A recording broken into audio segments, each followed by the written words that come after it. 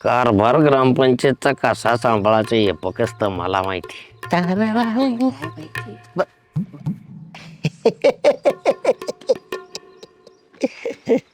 अहो काय पतंगराव, तुम्ही इथं बसलाय तंबाखू चोळत. हा अहो जग कुठं चाललंय, तुम्ही काय करताय?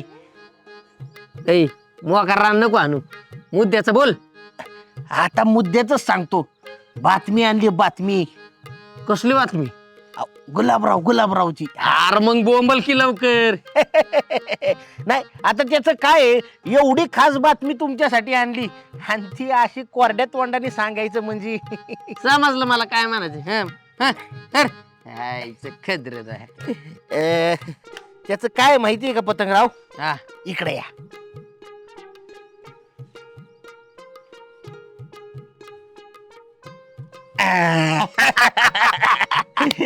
बाबने, हा आयला तुझा कधी कधी अभिमानच वाटतो मला. का बरं?